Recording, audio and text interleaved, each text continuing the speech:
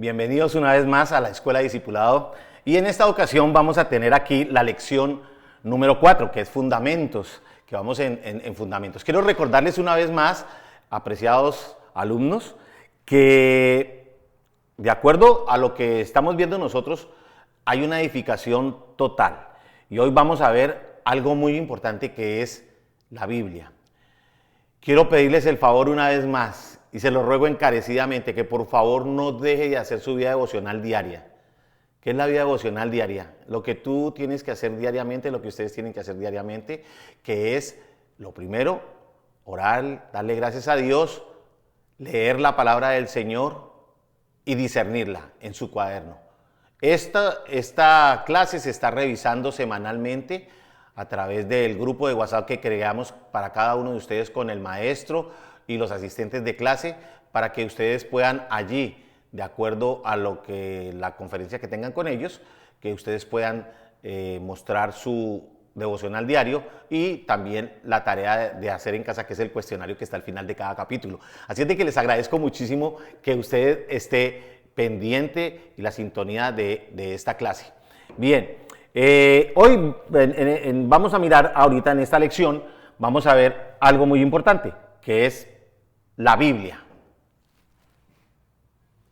Esa es la Biblia.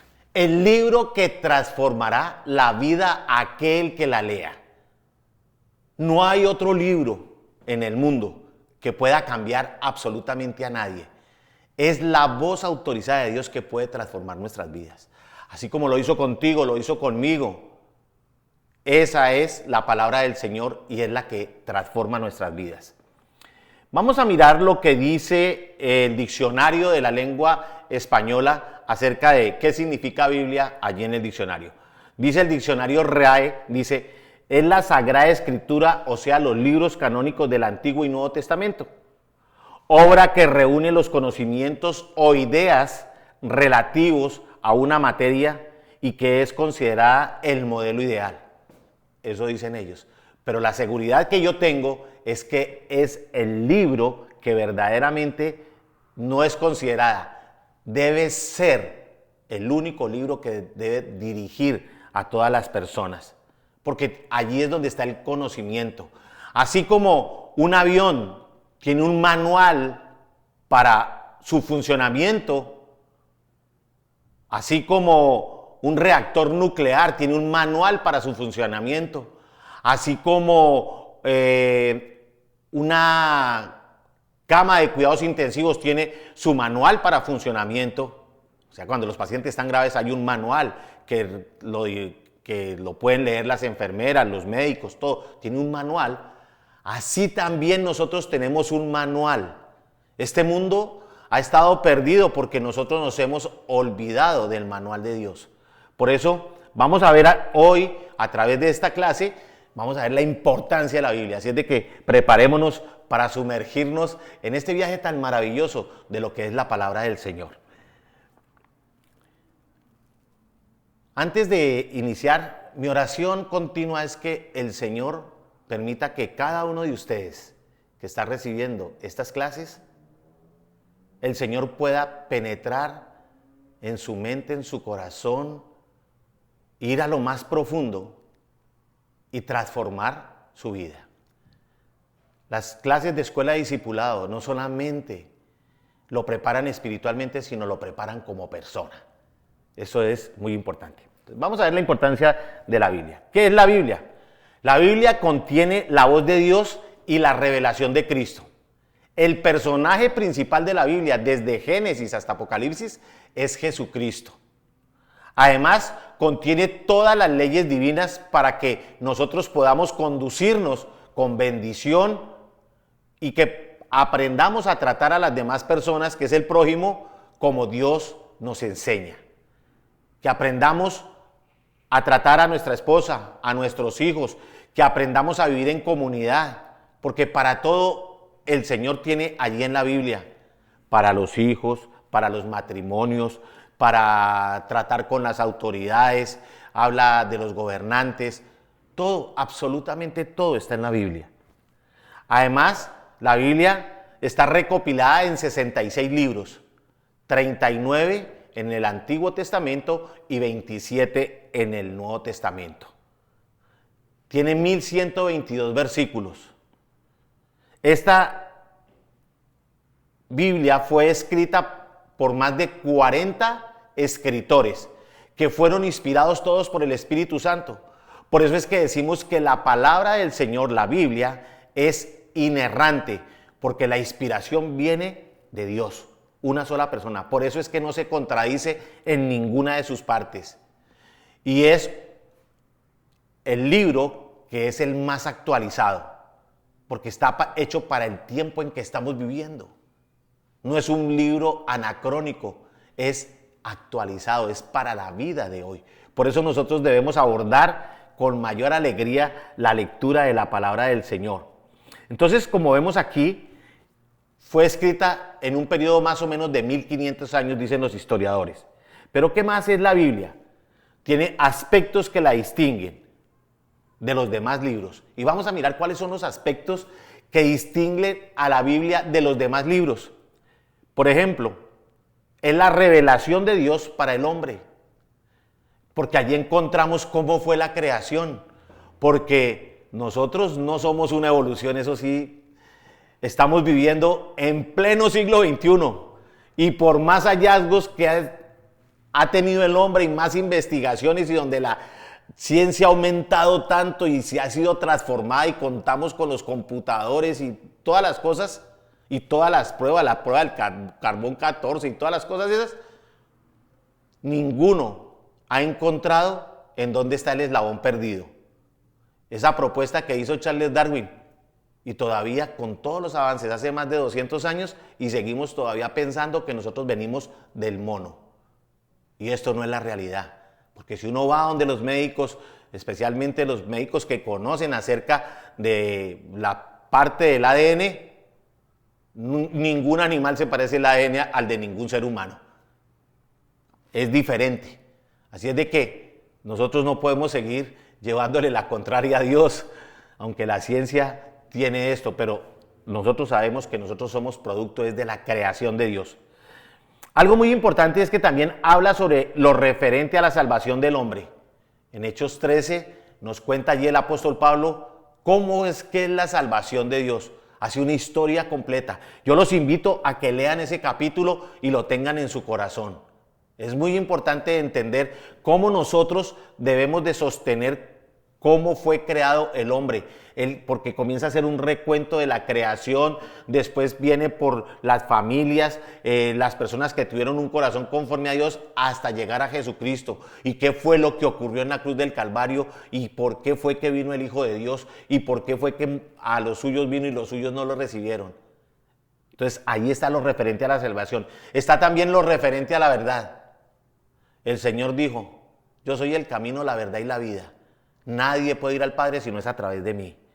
Entonces nosotros podemos leer también el Juan capítulo número 17, el versículo número 17, que dice, es una oración que está haciendo a Jesucristo por sus discípulos. Dice: santifícalos en tu verdad, porque tu palabra es la verdad. ¿Qué es la verdad? Es la Biblia. En todas las universidades de los Estados Unidos, en la gran mayoría que usted va, yo he tenido la oportunidad de ir a muchas de ellas, por los viajes que he hecho, que Dios me ha permitido, gracias a Dios, y a la entrada dice: y conoceréis la verdad, y la verdad os hará libre. Porque ¿en dónde está la verdad? Está en la palabra del Señor. Ahí está la base del conocimiento del ser humano, ahí debe estar. Jesús es el personaje central. En Juan 14:9 dice: el que me ha visto a mí, o sea, el que ha visto a Jesucristo, ha visto al Padre.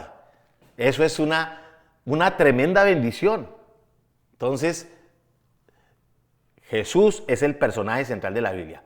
¿Cómo es la estructura de la Biblia? ¿Cómo está estructurada?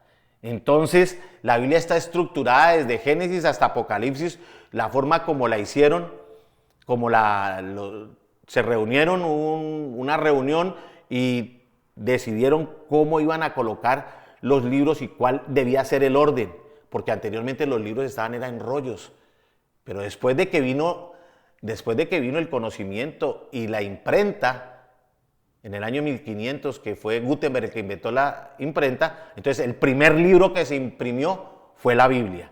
Y de ahí entonces conocemos hoy y la podemos tener en nuestras manos. Una tremenda bendición.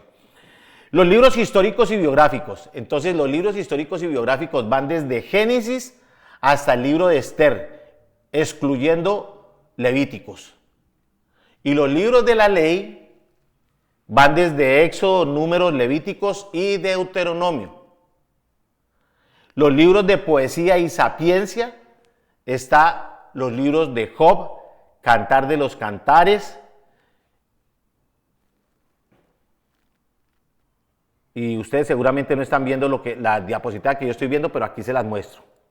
Entonces, y después vienen los evangelios, que es Mateo hasta Juan, que narran la vida de nuestro Señor Jesucristo y su ministerio. Después de esto viene el libro de Hechos de los Apóstoles, que es la historia primitiva de la iglesia judía y gentil. Entonces, los gentiles, ¿quiénes son? Los que no pertenecíamos al pueblo de Dios. Pero ahora, ¿por qué pertenecemos al pueblo de Dios? Porque Jesucristo fue el que nos hizo que el Padre nos adoptara a través de Él por solo creer en Él. Entonces, recuerde que estamos en el periodo de la gracia. Es muy importante entender esto. Y por eso tenemos que leer la Biblia y tenemos que tener un conocimiento, una vista periférica, un conocimiento periférico de este libro y lo que vamos a leer. Por eso es tan importante que conozcamos más de la palabra del Señor. Posteriormente al libro de los Hechos de los Apóstoles, que es la historia de la iglesia primitiva cristiana, vienen las epístolas, de Romanos a Judas. La gran mayoría de cartas las escribió el apóstol Pablo a las iglesias y a sus líderes. Y finalmente está el libro de Apocalipsis, que relata el tiempo final, o sea, cómo van a ser los acontecimientos antes del fin. Por eso hoy en día tenemos muchísimas señales del fin. Por ejemplo, este tiempo que estamos viviendo, nosotros podemos ir a Mateo 24 y leer ahí cuidadosamente las señales del fin. O sea, la Biblia tiene absolutamente todo. Por eso es que es tan importante que nosotros estemos en contacto con la palabra del Señor. ¿Cuáles son las características de la Biblia? Entonces vamos a mirar que las características de la Biblia son varias. En la primera de ellas es que es iluminación. Claro, es la iluminación porque nos saca de la oscuridad en que vivíamos. Dice, Jesucristo dijo, yo soy la luz del mundo y nadie que venga a mí volverá a vivir en oscuridad. Eso es una tremenda bendición. Es inspiración porque es donde está la esperanza de nosotros. Es revelación porque Dios nos revela lo que va a acontecer en tiempos futuros. Es exactitud porque es exacto lo que Él dice. Es unidad porque este libro no se contradice en ninguna de sus partes. Y nos enseña la unidad, no solamente la unidad en la palabra, sino la unidad que debemos de tener nosotros. Despierta nuestro interés, porque es un libro que despierta el interés. Uno quiere leer más, porque es Dios hablándole a su vida. Es el consejo del Padre para nuestras vidas. Es un libro extraordinario, no hay ningún otro libro más extraordinario que él. Los premios de literatura todos deberían de ser dados año tras año a la Biblia, porque no hay ningún libro mejor escrito que este. Es el libro de mayor circulación, es el libro que más se imprime en el mundo entero. Es la actualidad, es la preservación del ser humano. La palabra del Señor dice que todo podrá pasar, pero menos la palabra de Él, porque esa es para siempre. Y allí están las profecías cumplidas. Entonces, ¿qué podemos? Lo único que yo les puedo decir a ustedes es que lean la Biblia.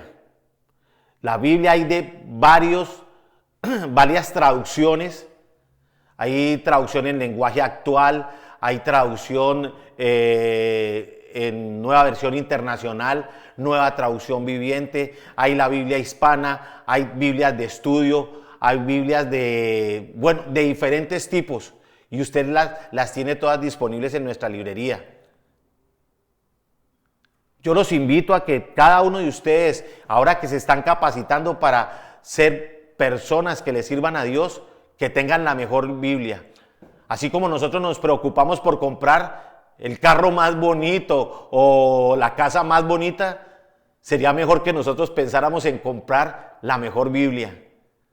Así es de que los invito a que todos tengan una Biblia de estudio en su hogar. Yo recomiendo 2 Biblias, la del Diario Vivir y recomiendo otra Biblia, la Biblia al día, la Biblia al día o la del Diario Vivir. Esas 2 Biblias son muy buenas, pero hay una que me gusta utilizar muchísimo, que es la Biblia Thompson. Así es de que le doy gracias a Dios por este libro tan precioso que ha transformado mi vida y que está transformando la suya. Así es de que en ningún momento deje usted este libro tan poderoso, porque es el libro que cambiará y transformará su vida. El que viene allí es transformado. La palabra del Señor dice: lámpara es a mis pies tu palabra y lumbrera mi camino. Nunca vamos a vivir en oscuridad. Y además también la palabra del Señor dice en 2 Timoteo 3:16, dice que toda la escritura fue inspirada por Dios y es útil para enseñar, para redarguir, para corregir, para instruir al hombre en todas las cosas buenas. El hombre de Dios que Él quiere utilizar para su familia, que sea beneficio. Usted, ya con el conocimiento de la palabra, va a ser un gran beneficio que usted le presente al Señor, a su familia, a sus compañeros de trabajo. Eso es una tremenda bendición. ¿Qué más es la palabra del Señor? La palabra del Señor, dice en Hebreos 4:12, dice: porque la palabra del Señor es como espada de 2 filos, que penetra hasta lo más profundo. Es como actúa la Biblia en nosotros. Dice que penetra hasta lo más profundo de nuestro ser, inclusive hasta los huesos, hasta el centro de los huesos, que son los tuétanos. ¿Y qué hace más? Discierne nuestros pensamientos y las intenciones de nuestro corazón. Por eso es tan importante que usted, querido alumno, siempre esté en contacto con las Escrituras y particularmente a través de su vida devocional. En conclusión, ¿qué podemos decir de esto? En conclusión, podemos decir que lo fundamental es que usted entienda la importancia de este libro. Él contiene la verdad para usted y los suyos y te fortalece espiritualmente para ayudar a otros en el futuro. La Biblia, el único libro que puede transformar tu alma, tu vida y tu ser. Bien, vamos a continuar con la clase y ahora quiero ir a la lección número 5 de fundamentos. Ya vimos la Biblia. La Biblia es la palabra de Dios, como Dios se comunica con nosotros. ¿Y cómo nosotros nos comunicamos con Dios? A través de la oración. Entonces, este capítulo número 5 trata sobre la oración. Es muy importante esto. Los discípulos le dijeron al Señor: Padre, enséñanos a orar. Y Él les enseñó allí, cuando nosotros miramos el Sermón del Monte, que está en Mateo capítulo 5, 6 y 7, vemos en el capítulo 6 donde enseña esta oración, la del Padre Nuestro, que todos nos la conocemos, pero lo importante no es que nos la sepamos de memoria, no es que la sepamos recitar o nos la conozcamos como las tablas de multiplicar. No, Dios no quiere eso. Dios quiere es que entendamos cada palabra, porque eso no es para recitarlo, es para entenderlo. Y eso lo estamos haciendo nosotros que estamos aquí. Por eso en el Padre Nuestro hay 10 niveles de la oración. Y cuando el Señor le dijo a sus discípulos: y cuando ustedes vayan a orar, entren allí en el lugar secreto, Mateo 6:6, y cerrada la puerta, entra allí en el lugar secreto, o sea, un lugar íntimo, donde usted tenga únicamente una relación entre usted y Dios, nadie más, que nadie lo interrumpa. No sé si tendrá una habitación exclusiva o si será el baño o cualquier lugar, pero donde nadie lo interrumpa y usted pueda estar en comunicación con Dios. Que usted pueda orar, que es la forma como nos comunicamos con el Señor. Y dice el Mateo 6:6, y dice: y cuando nosotros estemos allí, el que ve en lo secreto te exaltará en público. Órale al Dios que está en los cielos. Muy importante lo que dice el Señor Jesucristo: órale a Dios que está en los cielos. Y el que está en el cielo y que ve en lo secreto, te exaltará en público. El diablo hace todo lo contrario. El diablo te hace pecar en secreto y te avergüenza en público. Eso es totalmente contrario. Eso es la contrariedad del diablo. Entonces vamos a ver aquí los 10 niveles de oración. Jesucristo nos enseña que en el Padre Nuestro los 10 niveles. No para que los recitemos como les decía. Vamos a ver estos 10 niveles. Bueno, nivel número 1. El nivel número 1 nos habla de la redención. Padre nuestro. No tenemos otro Padre. ¿Qué otro Padre podemos tener? El que dio a su Hijo unigénito para que viniera aquí a este mundo y muriera en muerte de cruz para la salvación nuestra. Por eso decimos el que nos redimió, nos sacó de la esclavitud del pecado. En Juan 1:12 dice de la siguiente manera: mas a todos los que le recibieron y a los que creen en su nombre, les dio el poder de ser llamados o de ser hechos hijos de Dios. Y si somos hijos de Dios, somos herederos de todos. Y el versículo número 13 dice: los cuales no son engendrados de sangre, ni de voluntad de carne. Eso no lo hicimos nosotros por nuestra propia voluntad, ni de voluntad de varón, sino la voluntad de Dios. O sea que a ti y a mí, los que nos tiene acá, es Dios. Fue Él el que nos llamó. Él fue el que nos eligió para esta gran bendición. ¿Cuál es el nivel número 2? Es el nivel de la autoridad. Cuando dice que estás en los cielos. Sí, porque Él está más arriba. No hay otra autoridad suprema sino Dios. No es su jefe, no es mi esposa, no es mi esposo, no son mis hijos. No es el presidente, no, a ellos les debo respeto, pero la autoridad suprema es Dios, que estás en los cielos. En Efesios 1:17 dice: para que de nuestro Señor Jesucristo, el Padre de la gloria, os dé espíritu de sabiduría y de revelación en el conocimiento de Él, alumbrando los ojos de vuestro entendimiento, o sea, los ojos espirituales, para que sepáis cuál es la esperanza a que Él os ha llamado y cuál es la riqueza de la gloria de su herencia de los santos. O sea, ¿cómo no voy a amar a Dios? Es la autoridad suprema. A Él es el que me dirijo y a Él es el que reverencio, a Él es el que le canto, a Él es el que le doy la alabanza. Por eso nosotros tenemos un tercer nivel que es la de adoración, que dice: santificado sea tu nombre. Pero ¿cómo entendemos este nivel de adoración? En Juan 4:23 dice: mas la hora viene y ahora es cuando los verdaderos adoradores adorarán al Padre en espíritu y en verdad, porque también el Padre tales adoradores busca que le adoren. Dios es espíritu y los que le adoran en espíritu y en verdad es necesario que le adoren. Por eso cuando usted ore a Dios, también ponga alabanzas de oración, que exalten el nombre de Dios, que lo honren, que lo adoren, que cuenten las maravillas de lo que es Dios. El cuarto nivel es un nivel de gobierno. Vénganos a nosotros tu reino. O sea, que venga el gobierno de Él, no que el de nosotros vaya para ti, no, sino que venga el gobierno tuyo, porque miren, vivimos un mundo tan desordenado que necesitamos el gobierno de Dios. Y es muy importante que entendamos esto. Por eso en Proverbios 29:2 dice esto: cuando los justos dominan, el pueblo se alegra, mas cuando domina el impío, el pueblo gime. Nosotros vemos muchas dictaduras en el mundo, de gente que no conoce a Dios. Por ejemplo, no vayamos tan lejos, en Venezuela, en Nicaragua, cuando estaban gobernando en Bolivia, donde hay gente impía, el pueblo gime verdaderamente, porque no conocen a Dios. Por eso nuestro nivel de oración debe cambiar, mis queridos hermanos. Eso es lo que estamos viendo acá. ¿Cómo debe cambiar nuestra oración? Nuestra oración no es un rezo, nuestra oración es algo genuino.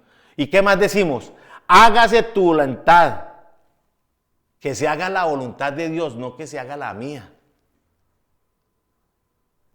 La palabra del Señor enseña en Jueces, finalizando el último de Jueces, dice: y cada cual hacía lo que quería porque no había un rey.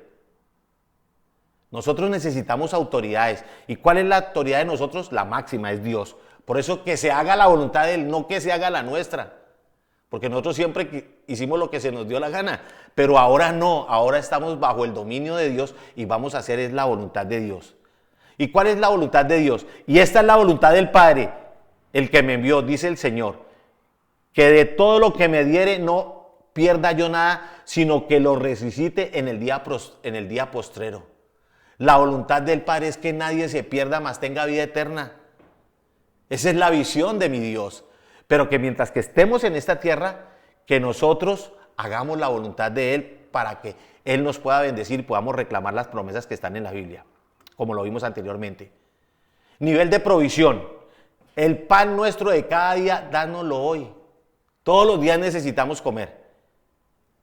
Pero ¿qué dice la palabra del Señor? En tercera de Juan 1:2, inspirado el apóstol por el Espíritu Santo, dice: amado, y esta es la voz de Dios para ti y para mí, amado, yo deseo que tú seas prosperado en todas las cosas, no en estas o aquellas, en todas, dice, y que tengas salud, es decir, que no estés enfermo, así como prospera tu alma. O sea, así como nosotros estamos creciendo espiritualmente. Y en esta escuela, ¿qué estamos haciendo? Prosperando nuestra alma, porque estamos creciendo espiritualmente. Nivel de perdón. Aquí es donde viene algo muy importante para nosotros que somos cristianos. Perdona nuestras deudas, como también nosotros perdonamos a los que nos ofenden. Mateo 5:23 dice: por tanto, si traes tu ofrenda al altar y allí te acuerdas de que tu hermano tiene algo contra ti, deja allí tu ofrenda delante del altar y anda y reconcíliate primero con tu hermano y entonces ven y presenta tu ofrenda. Recuerda una cosa, que si nosotros no perdonamos, Dios no nos va a aceptar absolutamente nada de lo que le demos a Él. Él pide que nosotros nos reconciliemos, que si Dios nos perdonó, ¿cómo nosotros no vamos a perdonar? Dios nos perdonó. ¿Qué fue lo que dijo en la cruz del Calvario? Perdónalos porque no saben lo que hacen. Pero nosotros, se fue la enseñanza. ¿Cuántas veces tengo que perdonar? Le preguntaron al Señor. 70 veces 7, y eso es exponencialmente. 70 veces 7, entonces multiplique 70 por 7. La primera vez son 490 veces, y ahora esas 490 veces multiplíquelas por 7, si es que no has perdonado 490 veces. Entonces ahí le va a salir una cifra como de 30,000 y algo. Y si no, vuelve y multiplique por 7. Hasta que llegue a 70 veces. Esto es muy importante. La Biblia es una maravilla. Por eso nosotros tenemos que aprender a perdonar. Ese es nuestro nivel de oración. Nivel de protección. Y no nos metas en tentación. ¿Quién es el que nos protege de la tentación? Dios. Por eso la palabra del Señor dice: resistid al diablo y él huirá de vosotros. Entonces, es muy importante eso, que el diablo no nos meta en tentación. En 1 Corintios 6:18 dice: huid de la fornicación. Cualquier otro pecado que el hombre cometa está fuera del cuerpo, mas el que fornica contra su propio cuerpo peca. O sea, una de las tentaciones más tremendas que tiene la vida es en el área de la sexualidad en el ser humano. Por eso es que vemos este mundo que está, porque ¿quién es el que conduce todo eso? La seducción, los videos. Hoy usted ya no puede ver una película porque ya es cosa terrible, ni los comerciales siquiera. Hay que taparle los ojos a los niños de tanto nivel de tentación que hay por todas partes. ¿Y eso por quién está comandado? Por el enemigo, porque nosotros hemos perdido la moral y las buenas costumbres. No quiero decir con esto que seamos mojigatos, no, sino que nosotros aprendamos a entender que tenemos un Dios que nos libra de todo tipo de tentaciones. Nivel de liberación. Más líbranos del mal. El Señor quiere librarnos de todos los males de nuestra vida, de todo lo que éramos anteriormente. Quiere liberar del mal a todas las personas. Salmo 144:2 nos dice el salmista: misericordia mía y mi castillo. ¿Quién es la misericordia en nosotros? Dios. Pero ¿qué más? Es un castillo. Cuando usted está en un castillo, pues está en una fortaleza. Y además es mi libertador, porque Jesucristo conquistó mi libertad en la cruz del Calvario, porque me sacó de las garras del enemigo. En quien he confiado, dice, el que sujeta a mi pueblo debajo de mí. Era el rey. Y él necesitaba la protección divina y que el pueblo se sujetara. ¿Pero a quién se sujetaba? A Dios, a la autoridad que él había delegado en él. Nivel de seguridad. Tuyo es el poder y la gloria. Entonces, Juan 10 nos lo relata de la siguiente manera cuando nosotros podemos ver esto. Mis ovejas oyen mi voz y yo las conozco y me siguen y yo les doy vida eterna y no perecerán jamás ni nadie las arrebatará de mi mano. Nosotros por voluntad propia nos hacemos ovejas de nuestro Señor Jesucristo. Él es nuestro gran pastor.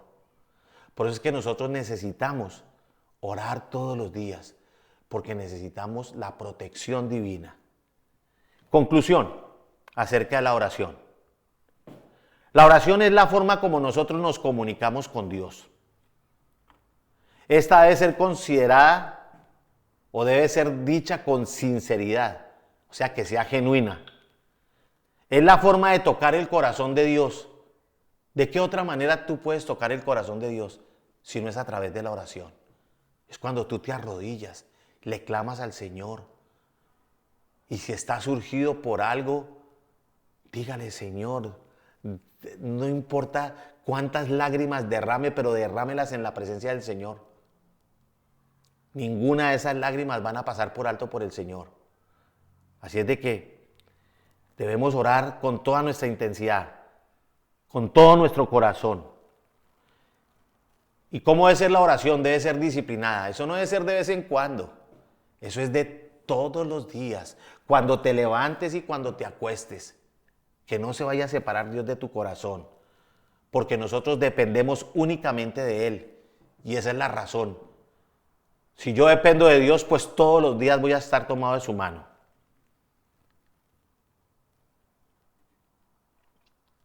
Esta fue la charla de la oración.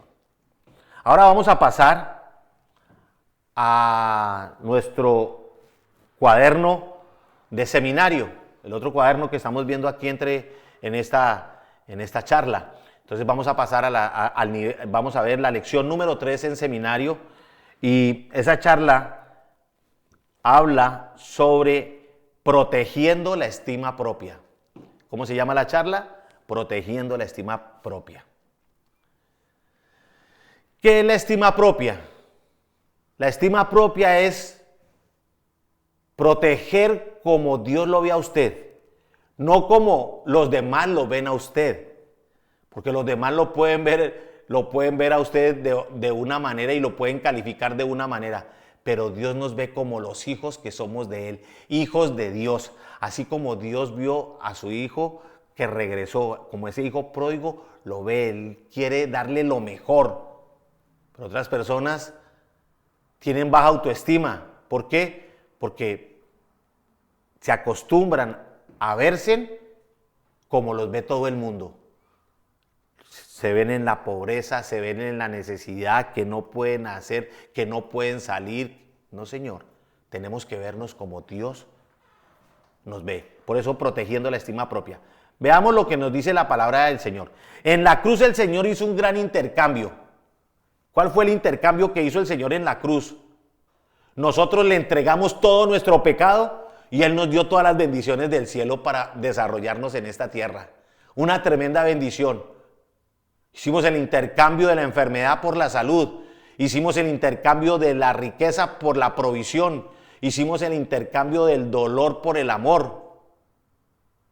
¿Qué más les puedo decir? Pero veamos lo que nos dice la palabra del Señor. En Isaías 53, 4, 5 dice: ciertamente Él llevó nuestras enfermedades allí en la cruz y sufrió nuestros dolores.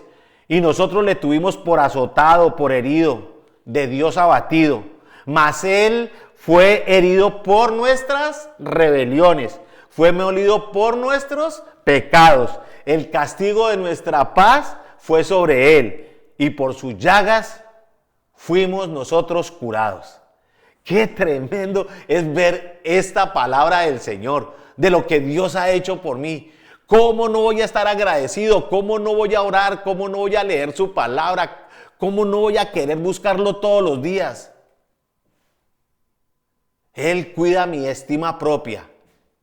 Él es el que nos ayuda a superar todos los traumas que tengamos de vidas anteriores.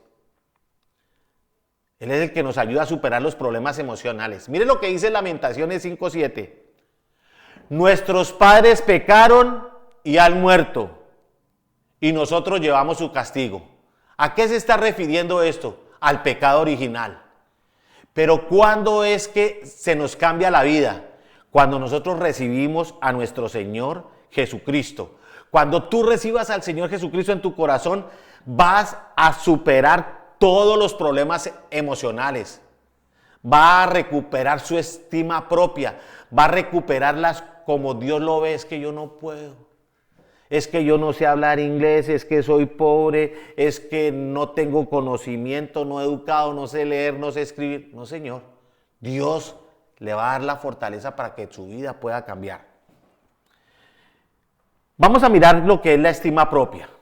Y para eso hay un tremendo ejemplo en la Biblia, en 2 de Samuel 4:4. Y me encanta este ejemplo, porque cuenta la historia del nieto de un rey que se llamaba Mefiboset. Y este rey que se llamaba Saúl hizo lo malo delante de los ojos de Dios. Y en consecuencia, cuando un padre hace cosas malas, pues el que va a cargar las consecuencias es sus generaciones. Entonces su padre Jonathan también pereció. Y como hubo cambio de rey, entonces este muchacho lo sacó su nodriza corriendo del castillo donde ellos vivían y lo dejó caer y quedó lisiado de los pies. Pero miremos la historia, lo que dice en 2 de Samuel 4:4. Dice, y Jonathan, hijo de Saúl, tenía un hijo lisiado de los pies, que tenía 5 años de edad cuando llegó de Jezreel la noticia de la muerte de Saúl y Jonathan. O sea, había muerto su padre y su abuelo, como les estaba contando. Y su nodriza, o sea, la que lo cuidaba al niño, por el susto lo tomó y huyó. Pero mientras iba huyendo apresuradamente, el niño se le cayó y quedó cojo. ¿Quién sabe de dónde se le caería que esta persona quedó marcada de por vida? Muchos de nosotros estamos marcados en nuestras vidas por la violencia en nuestro hogar, porque algunos fuimos violados o fuimos heridos o no sabemos qué nos haya ocurrido en nuestra infancia que nos haya marcado. Una decepción, me prometieron y no me cumplieron. Esto le pasó más o menos a este muchacho. Y miren lo que ocurrió. Y dice, y mientras iba huyendo apresuradamente se le cayó el niño y quedó cojo. Su nombre era Mefiboset. ¿Cómo se llamaba? Mefiboset. Pero vamos a mirar que pasado un tiempo, cuando llegó David, que fue muy amigo del papá de él, de Jonathan, hicieron un pacto. Y un día el rey David se acordó del pacto que hizo con Jonathan, porque él era hijo de Saúl. Y él se acordó del pacto. Y el Señor dijo que iba a restaurar a todos los de la casa que hayan quedado de la casa de Saúl. Y preguntó, ¿hay alguien que haya quedado en la casa de Saúl? Y alguien que conoce todas las noticias del reino dijo, sí, yo conozco uno y sé en dónde vive.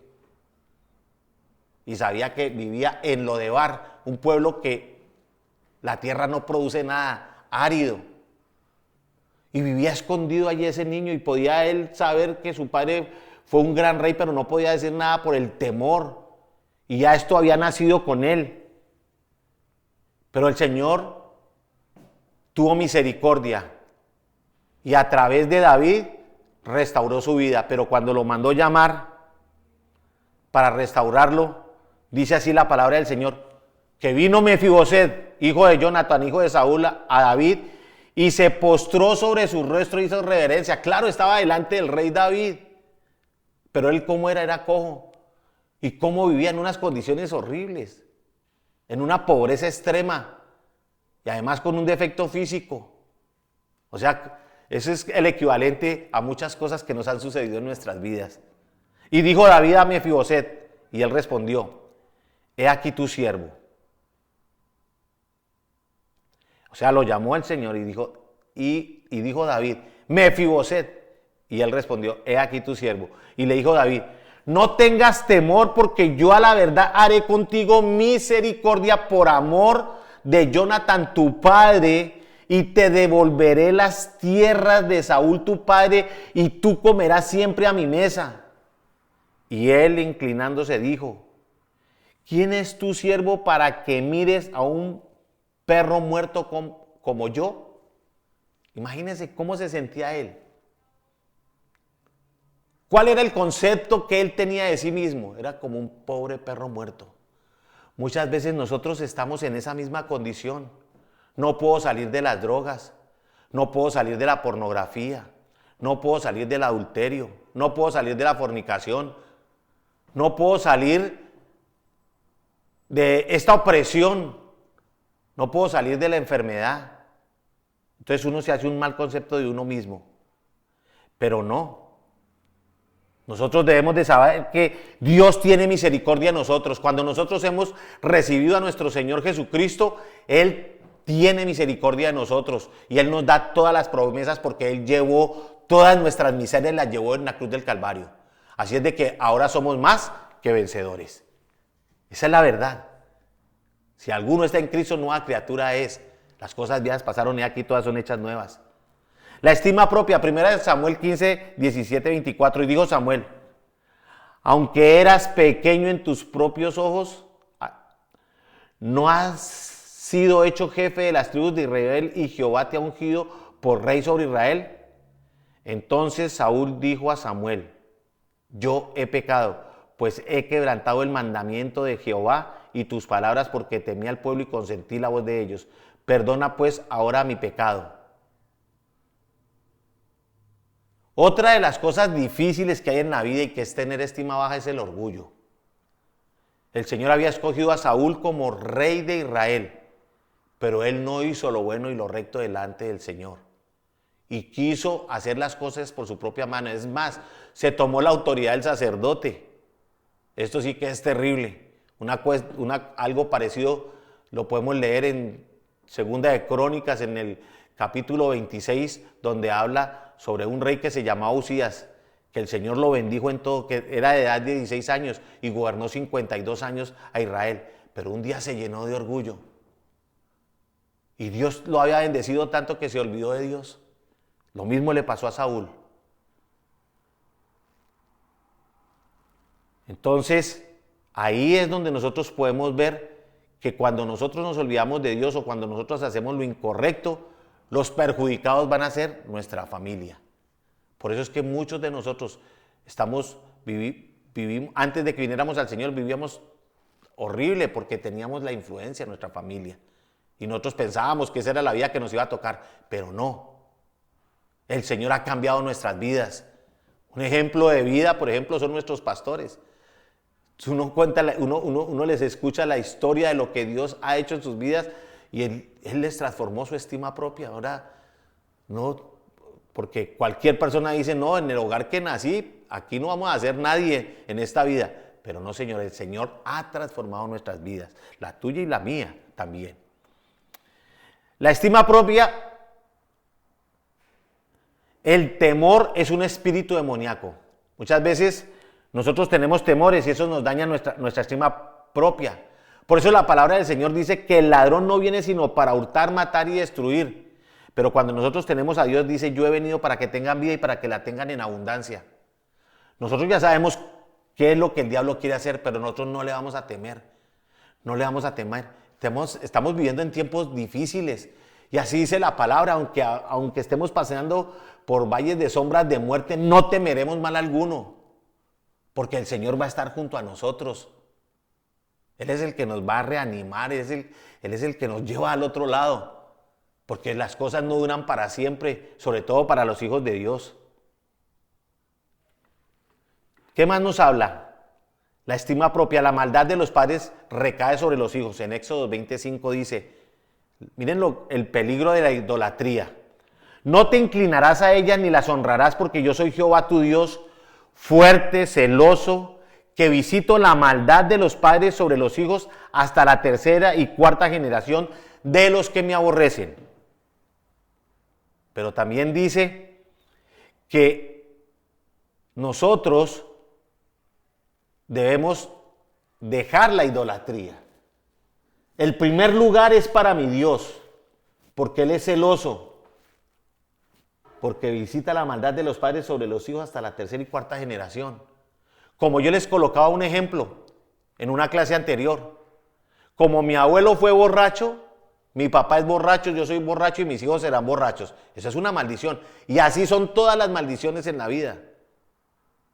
Pero si tenemos en cuenta a Dios, todas estas maldiciones tendrán que salir porque dice que no nos vamos a inclinar y vamos a resistir al diablo porque Él va a huir de nosotros, como lo acabamos de leer en el versículo pasado.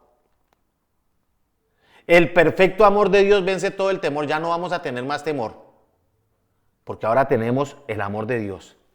En 1 Juan 4:18 dice de la siguiente manera: en el amor no hay temor, sino que en el perfecto amor echa fuera todo temor. ¿En el perfecto amor a quién? El perfecto amor a Dios. Porque el temor lleva con sí castigo, de en donde el que teme no ha sido perfeccionado en el amor. Por eso nosotros debemos de tener en cuenta que en la estima propia, Cristo es el que nos libera. Juan 8:36 dice de la siguiente manera: así que si el Hijo os libertare, seréis verdaderamente libres. O sea, los que hemos aceptado la libertad a través de Jesucristo, somos verdaderamente libres. Y podemos decir, aleluya, gloria a Dios. Eso es una tremenda bendición, cuando hemos aceptado esto. O sea, vamos a mejorar nuestra estima propia. En Juan 8:31 dice de la siguiente manera: ¿qué pues diremos a esto? Si Dios es por nosotros, ¿quién contra nosotros?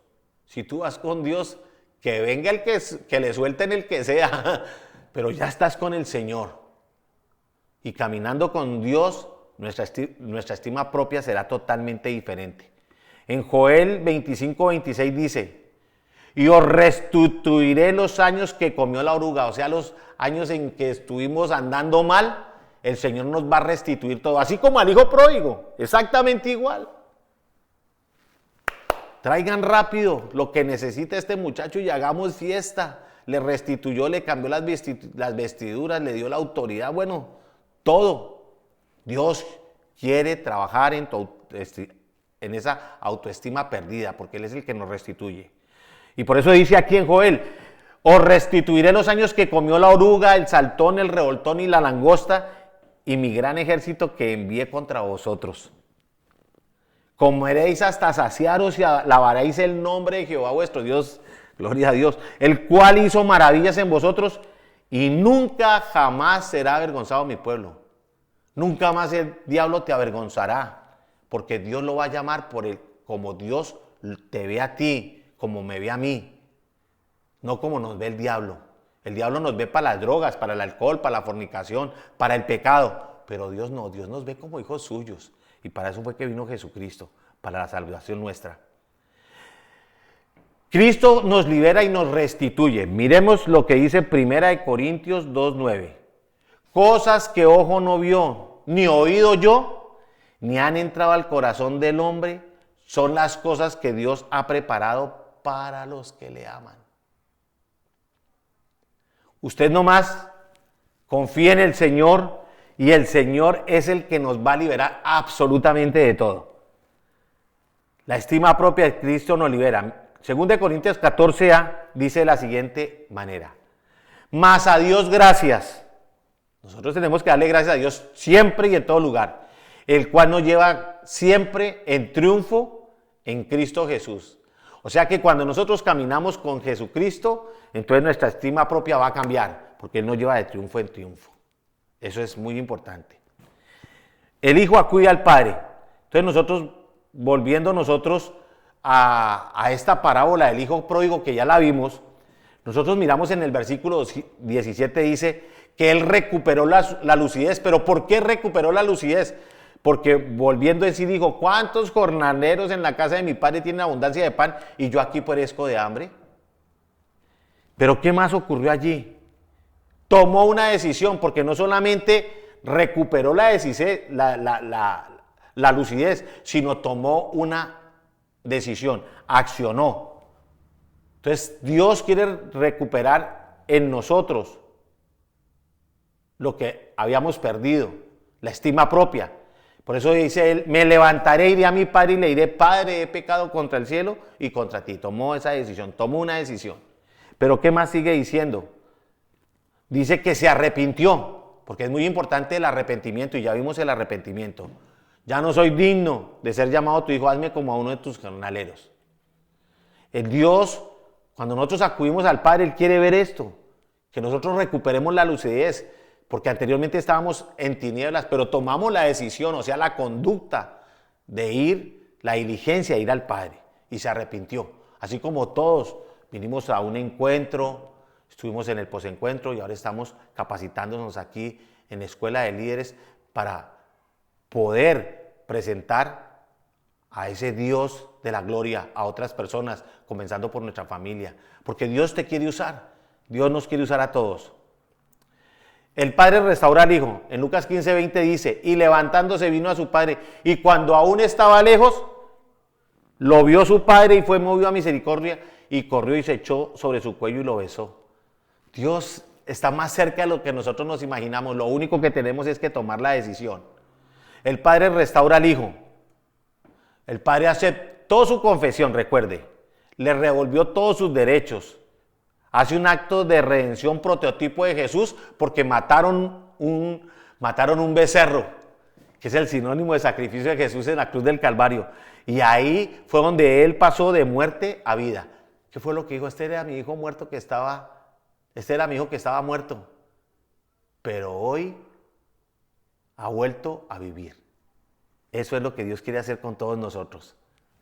Pero ¿qué más? También nos habla aquí de la restauración de la mujer. En Isaías 54, del 1 al 17, hay algo muy importante para ti, mujer.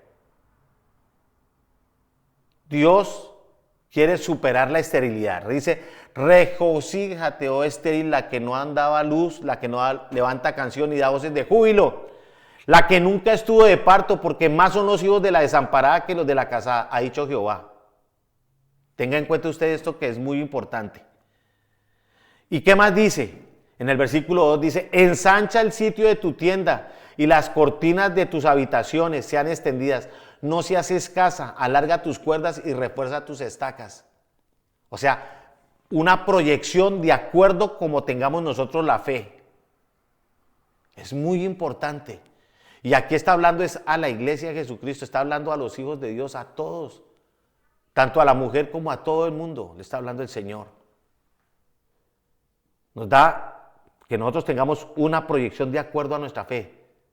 De qué tamaño es tu fe, así serán tus sueños, hechos realidad. Porque te extenderás a la mano derecha y a la mano izquierda y tu descendencia heredará naciones y habitará ciudades. Dios quiere darte un futuro mejor. ¿Qué más? Dios sanará tu memoria. No temas, pues no serás confundida y no te avergüences, porque no serás afrentada, sino que te olvidarás de la vergüenza de tu juventud y de la afrenta de tu viudez. No tendrás más memoria. Dios sanará nuestra memoria. Además, va a restaurar la intimidad con Dios, porque tu marido es tu hacedor. Jehová de los ejércitos es su nombre, y tu Redentor, el Santo de Israel, Dios de toda la tierra será llamado. Pero ¿qué dice el versículo 7? Que Dios compensará el tiempo de aflicción.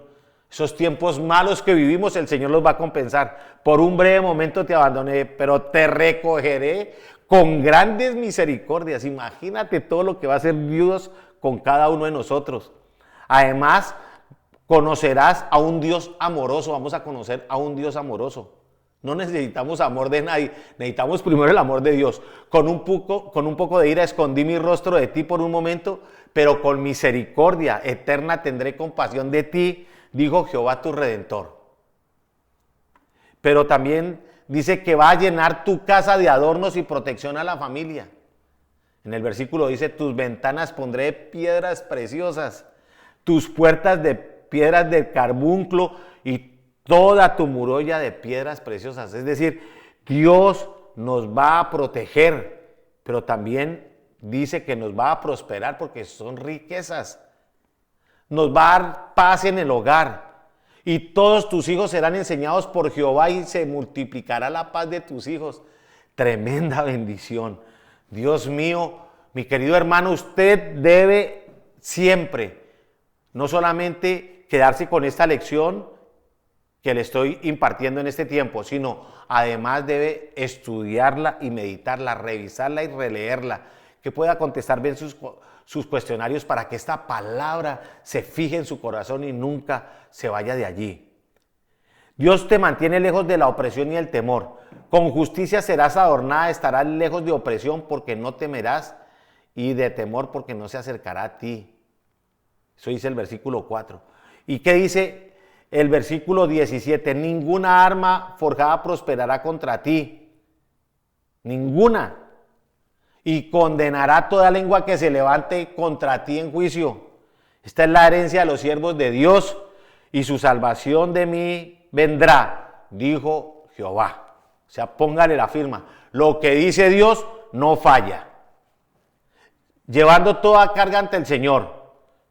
Nosotros, si estamos cargados y cansados, hermano, de la vida que estamos llevando, o si tenemos problemas por alguna situación, o por esta situación que estamos viviendo todos, hermano, no se preocupe. La palabra del Señor dice, venid a mí todos los que estáis trabajados y cargados, que yo os haré descansar. Es muy importante que entendamos esto, mis queridos hermanos, que Dios es el que nos hace descansar. Por eso, Él es el que protege nuestra estima propia. Es a través de Él, es entendiendo su palabra. Así como lo decía ahora en Isaías y como lo decía en el Hijo Pródigo. En el Hijo Pródigo. Dios es el que quiere cambiar tu vida y la mía. Es totalmente diferente a lo que quiere el enemigo. El enemigo quiere destruirnos. El enemigo quiere colocar palabras de que tú no puedes ser nada en esta vida. Pero no, Señor. Cuando tú confías en el Señor y caminas en su palabra, entonces el Señor te va a dar habilidades y tú vas a ser una persona grande y tú vas a salir del temor que había en tu vida, porque en el perfecto amor de Dios no habita el temor. Eso es lo más importante. Por eso quiero invitarlo, mi querido alumno, que siga estas clases, que no vaya a dejar que entre un espíritu de desánimo en su vida, y que esté realizando sus tareas y su vida devocional diaria. Así es de que muchas gracias, que Dios los bendiga y hasta la próxima clase.